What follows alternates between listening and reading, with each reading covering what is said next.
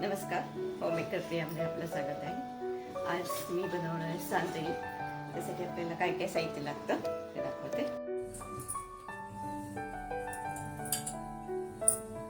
ही कढई तापत ठेवली. आता आपल्याला ह्याची कढी आहे. इडलीचा रवा घेतलाय मी, 1 वाटी घेतलाय.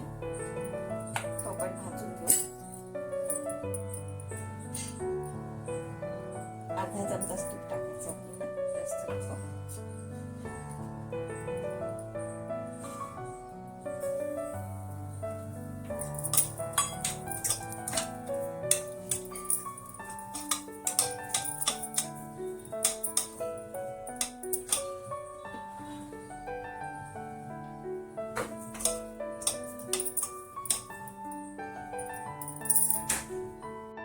आपलं हे भाजलेली कढी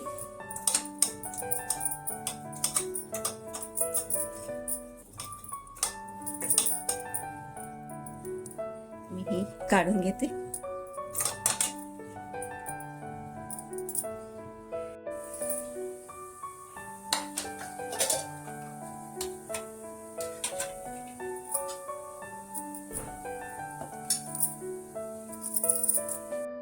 आता मी ह्याच्यामध्ये फणसाचा गर टाकून देते. 1 टेबलस्पून तूप टाकलेलं.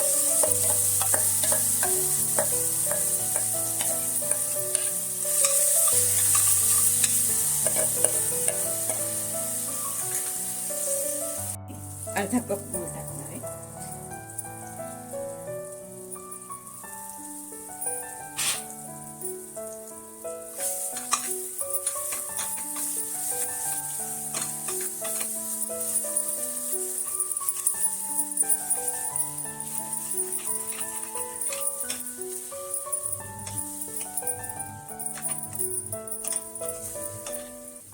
गूळ आपल्याला विरघळून घ्यायचा पूर्ण.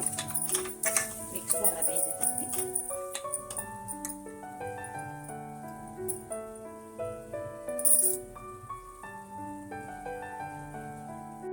एक छोटा चमचा अर्धा वेलची पूड,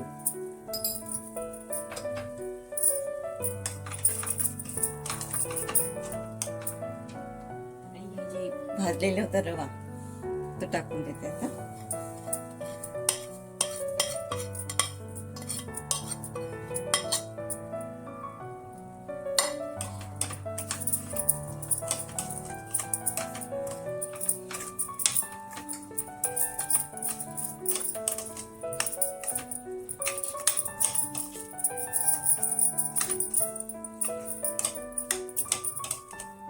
आपल्याला जास्त घट्ट नाही करायचं.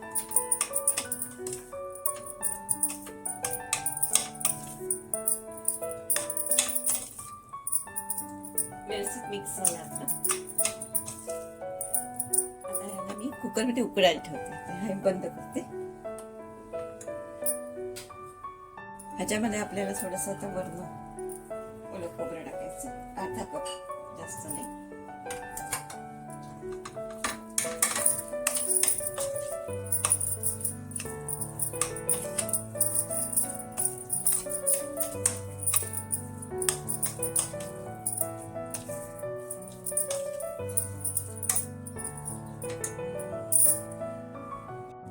आता मी हे उकडायला ठेवते. कुकरमध्ये पाणी टाकले मी. आता मी 2 टप्पे केलेत.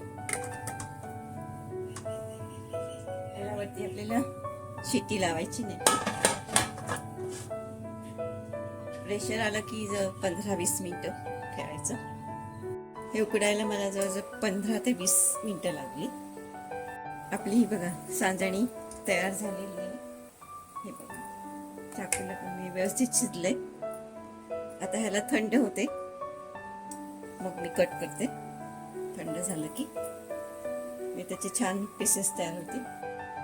आपली फणसाची सांजणी तयार झाली, किंवा मी जे म्हणते सांजण पण म्हणतो आपण त्याला, तयार झालेलं आहे.